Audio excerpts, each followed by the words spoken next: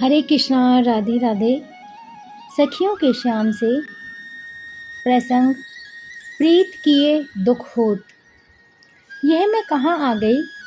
ओहो, पद स्वत इस ओर चल पड़ते हैं। अभागे मन, तू समझता क्यों नहीं है कि अब यहाँ कुछ भी नहीं है, कुछ भी नहीं संभता। वह स्वप्न था, एक मधुर स्वप्न, प्रातः हुई और टूट गया। वही अब उसके लिए विक्षिप्त होने से क्या होगा। स्वप्न के सहारे जीने में कौन सी बुद्धिमानी है। किंतु क्या वह सचमुच स्वप्न था। स्वप्न यदि असत्य ही हो तो फिर मथुरा में कंस का वध और सबकी वहाँ उपस्थिति सत्य क्यों है। नहीं, वह सब सत्य ही था, स्वप्न नहीं था। श्याम सुंदर, भली करी तुमने। इसी दिन के लिए तुमने कालिया, दावानल, अरिष्ट और केसी से बचाया था क्या। इसलिए हमारे साथ हेल मेल बढ़ाया था। प्रीत की फांसी डाल। इस ब्रिज को तड़पने का दंड किस लिए श्याम, किस लिए। वह सांकरी खोर, वह यमुना तट, यह रास स्थली रुदन कर रही हैं, रो रही हैं। सत्य सहस्त्र गोप कुमारियाँ और जल विहीन मत्स्य की भांति तड़प रही हैं। श्री कीर्ति किशोरी, नंद राय और यशोदा रानी की व्यथा कहीं जाने योग्य नहीं है। तुम जो एक गौवत्स का रमहना सुन उठ भागते थे, आज ऐसे निष्ठुर कैसे हो उठे कि एक बार भी उसे भुला बैठे हो। हम सबको भुला बैठे हो।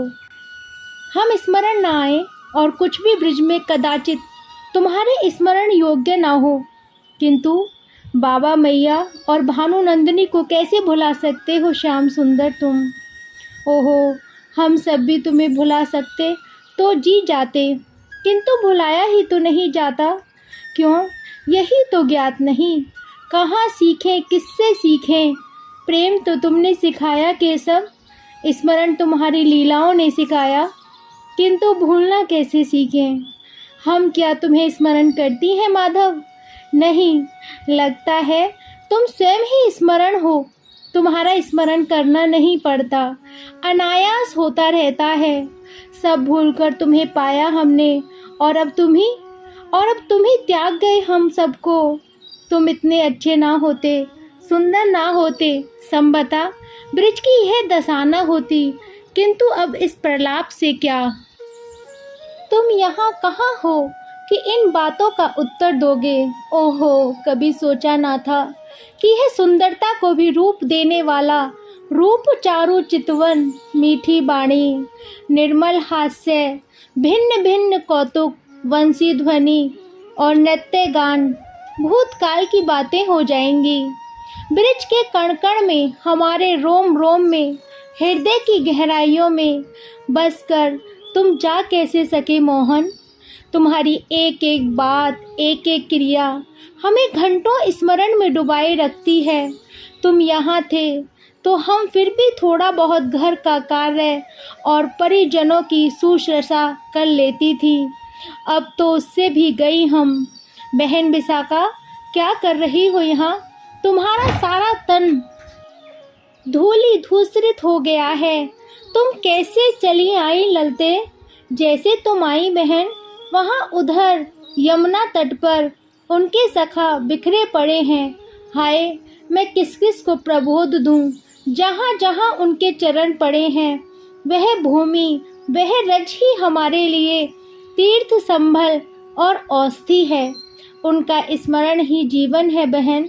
तुम्हें स्मरण है वह शरद रात्रि, जब यमुना पुलिन पर बंसी बज उठी थी और हम सब मंत्र किलित सी उस ओर बह चली थी। ओहो, शिलातल पर उत्फुल्ल मलिका के सुमना स्मरण पर विराजित उनकी वह अपार अनंत शोभा।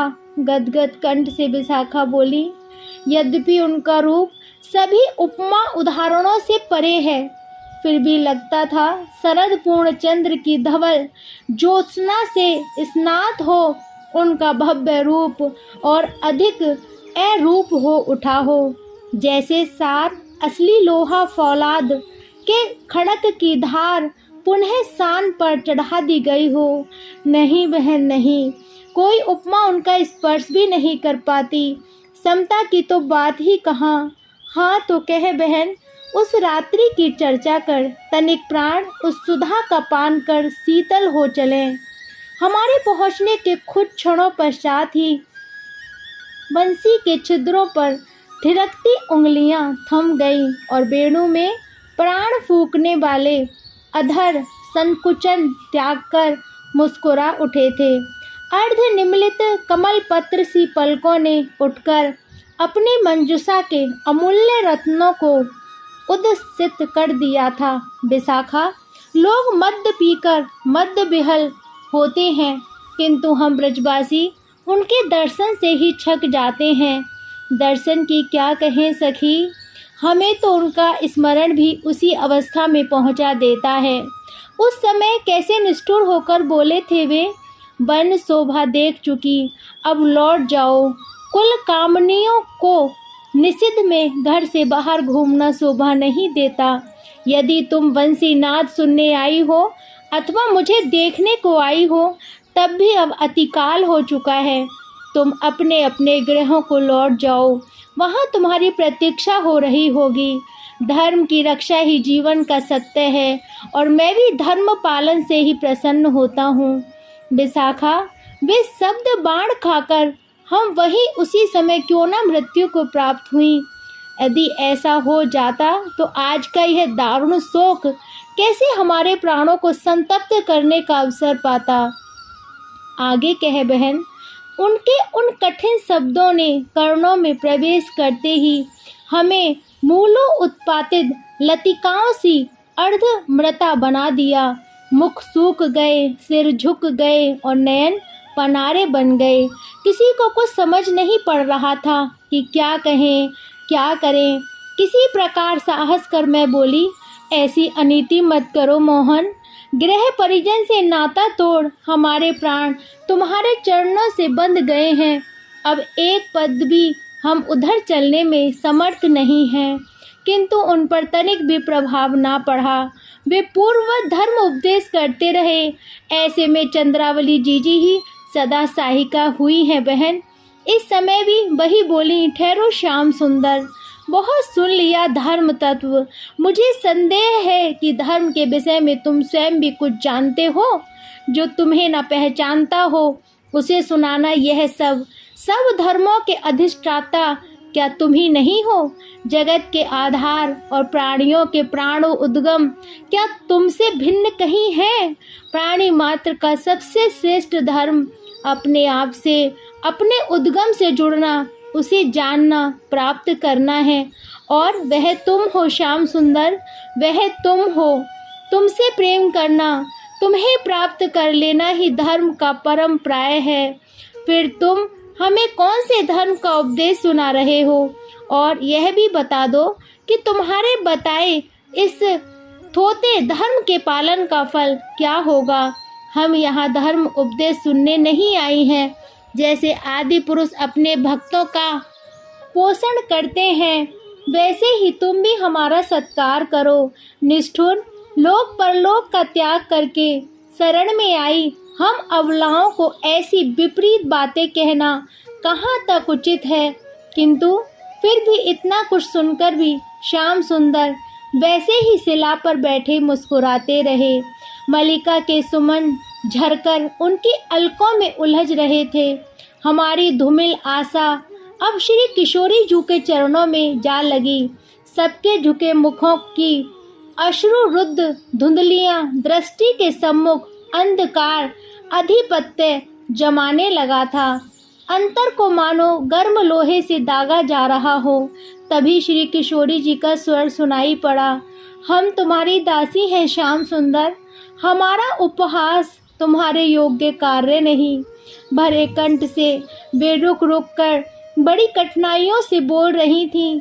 हमारा धर्म, ज्ञान, रीति, लोक परलोक सब कुछ तुम ही हो। तुम ही बताओ, तुम्हारे ये अरुण अमल पदाम्बुज छोड़कर हम कहाँ जाएं? तुम ही बताओ, तुमसे बड़ा धर्म कौन सा है? तुम्हारी लीलाओं से, तुम्हारे रूप से, तुम्हारी हंसी और मीठी बाणी से, तुम्हारे बल और गौरव से, तुम्हारे स्नेहिल स्वभाव से बस में हुई हम अबलाएं, अब कहाँ जाएं? क्या तुम मात्र ब्रज राजकुमार ही हो? और बहन, वह चित्त चोर शिलातल से उठ खड़ा हुआ, हंसता हुआ हमारे सम्मुख आया। अच्छा सखियों, तुम्हारी ही बात रहे। उसने कहा, चलो इस सुंदर रात्रि का नाच गा और खेल कर सदुपयोग कर लिया जाए। अपने पीताम्बर से उसने हम सबके मुख पहुँचे, जैसे हमारे मृत तन में जीवन जाग उठा हो। उस प्रसन्नता का वर्णन कैसे करूं? कानों के पथ से जैसे जलते हुए हृदय पर सुधा धारा उड़ेली गई हो। गजराज के साथ तिरनियों के झुंड से हम यमुना तट पर आईं और श्याम सुंदर ने मैं तुम्हारा क्या प्रिय करूं सखियों कहकर किसी के पुष्प वल्लय, किसी की बेणी, किसी के नुपुर, हार, भुजबंद, करधनी और सीमांत आदि आभूषण बनाकर वह पहनाने लगे। साथ ही साथ हास परिहास भी चला। हमारे आनंद कलरव से वह पुलिन मुखरित हो उठा। तुम्हें यह सब स्मरण है ना बहन? ललता, यह सब तो हमारे एकांत हृदय का अमूल्य वीत है। इसका विस्मरण ही हमारा अंत है बहन। ओहो, उस समय हृदय आवेग से कैसा अवश हो गया था कि छोटे से छोटा कार्य करने में भी हम असमर्थ हो गई थी। सिर से ओढ़नी भी सरकती तो ओढ़ने के लिए उन्हें पुकारती और वे सील धाम सबके मनोरथ पूर्ण करते हमारे बीच घूमते फिर रहे थे। हाय, एक बार भी हमें स्मरण नहीं हुआ कि वे सुमन सुकुमार शांत हो रहे हैं। हम अपने मान सम्मान में डूबी सौभाग्य पर इठला रही थी कि अकस्मात वे न जाने कहाँ खो गए। विशाखा अचेत हो भूमि पर लुढ़क गई। ओहो, यह पाषाण हृदय ललता ही शेष रह गई है। सब सहने को बहन विशाखा, कैसे समझाऊं तुम्हें? वे दिन दूरी गए। उस दिन कुछ क्षणों में ही उन्हें न देख पाने से हम अर्थ विक्षिप्त हो गई थी। आज अनिश्चित काल के लिए उन्हें खोकर भी हम जी रही हैं। धिक्कार है प्राणों की इस पुरुषता को। बहन, चैतन्य लाभ करो। तनिक देखो तो, तुम उस छोटी सी हानि को लेकर भी क्षुब्ध मदित हो रही हो। जब वर्तमान में आओगी तो धैर्य का कहीं कुल किनारा ही ना पा सकोगी। बहन विशाखा, सुनो, मेरी बात न सुनोगी? महारस का वह आनंद महासिंधु, उसमें अवगाहन ना करोगी? आंखें खोलो तो बहन। ओहो श्याम सुंदर, भली करी तुमने। कहकर विशाखा ने उठने का प्रयत्न किया तो ललता ने बाहें बढ़ाकर सहायता दी। आगे कह बहन, क्या करोगी सुनकर? सो नहीं जानती ललता, किंतु इस चर्चा के अतिरिक्त हमारे लिए अन्य उपाय ही क्या है? श्री किशोरी जी के समीप कौन है? सुदेवी और चंद्रावली बहन हैं। वे अचेत हैं। उनकी अवस्था देखी नहीं जाती श्याम सुंदर। जिन आँखों की तनिक सी उदासी तुम सहन नहीं कर पाते थे, आज वे ही नेत्र तुम्हारे ही कारण निर्झर बन गए हैं। तुम तो इतने कठोर कभी भी नहीं थे। यदि कोई अपराध बन पड़ा है तो हमें अनंत काल तक दर्शन ना दो। हम विरह अग्नि में जलती रहकर भी सुखी रहेंगी, किंतु तुम राधा बहन को कष्ट ना दो। हमसे सहा नहीं जाता। नया स्थान देखने के लोभ ने तुम्हें इतना स्टूर बना दिया है कि उन्हें, जो तुम्हारे ही अवलंब पर जी रही हैं, नितांत भुला बैठे। उस दिन, हाँ उस दिन जो श्री किशोरी जी हम सखियों के सामने भी तुमसे कुछ कहते सोचा जाती थी, वह संकोच और सील की प्रतिमूर्ति श्री राधा गुरुजनों के सम्मुख ही कातर हो ऊंचे स्वर में गोविंद, दामोदर, माधव कहकर पुकार उठी थी। वस्त्रों का ध्यान भूल अजरस्य अश्रु वर्षण करते नेत्र तुम्हारे मुख पर टिकाए लज्जा त्याग कर उन्होंने तुम्हारे पीठ पट का छोड़ थाम लिया था। यह देख बड़े बूढ़ों के नेत्र भी बरस पड़े थे और महाबली राम ने व्यथा से मुख फेर लिया। क्या तुम तनिक भी न समझ सके कि किशोरी जू से यह नितांत असंभव कार्य किस प्रकार संभव हो सका? ओहो निर्मम! कोमलता पूर्वक धीरे से अपना वस्त्र छुड़ाते हुए तुमने एक वाक्य, केवल एक छोटा सा वाक्य कहा था, अहम आयुष में, और तुम रथ पर जा चढ़े थे। जब रथ चल पड़ा तो मैंने दौड़कर घोड़ों की पलगा थाम ली थी। कई बहनें घोड़ों के आगे रास्ते में सो गई थीं। मैंने पलगा थामे ही कातर याचना की थी, श्यामाजू वे स्वर्ण पल्लरी छिन्न युतिका सी भूमि पर पड़ी हैं, उन श्री राधा को मैं कैसे धैर्य बंधाऊंगी? तब तुमने अपने आंसू भरे विवश नेत्रों से मेरी ओर देखकर कंठ से गुंजा माला उतार कर दी थी। वही गुंजा माल जब उनके तड़पते हुए प्राण देह पिंजर से मुक्त होना चाहते हैं तो हम उनके गले में पहना देती हैं और तुम्हारे अहम आयुष में का मधुर मंत्र उनके कानों में सुनाती हैं, जिससे उनका प्राण पंछी कुछ समय के लिए पुनः अग्लालबद्ध हो शांति पा जाता है। तुम्हारे उन भरे भरे नेत्रों को देखकर समझा था राजा कंस की आज्ञा से विवश होकर जा रहे हो। जैसे ही अवकाश मिला तुरंत लौट आओगे। मथुरा है ही कितनी दूर श्याम सुंदर। सब लौट आए पर तुम नहीं आए। कंस मर गया किंतु तुम्हें अवकाश ना मिला। निर्दयी कहीं के। आज तुम्हारे उसी एक वाक्य पर भानुलली के प्राण अटके हैं। ओ निष्ठुर, जिनके एक दिन दर्शन ना पाकर तुम व्याकुल हो उठते थे, आकर देख लो बिरहे में उनकी कैसी अवस्था हो गई है। गुरुजनों से भी वे अपने दुख की लज्जास्पद स्थिति छिपा नहीं पाती हैं। श्याम सुंदर, मैं तुम्हारे पांव पड़ती हूँ, एक बार चलकर, केवल एक बार चलकर उन्हें देख लो, उनके नेत्रों की प्यास बुझा दो। हाय, कितने दिन हम उन्हें भुलावे में रख सकेंगी। चलो चलो मोहन, उनकी जीवन हानि से बढ़कर ब्रिज की तुम्हारी और क्या हानि होगी। चलो माधव, ललता उठ बहन किशोरी जी के समीप चलें, जो प्रेम के अतिरिक्त अन्य किसी भी प्रकार बस में नहीं होता। वह आएगा भी तो श्री किशोरी जी के ही कारण। उस प्रेम सिंधु के मिस हम भी दर्शन पा लेंगे और इस अरण्य रोदन से क्या होगा। बस सखियों का दिल गा उठा। कोई तो मेरे घनश्याम से कह दे, अरे वो मथुरा ना जाए, वो लौट के आए।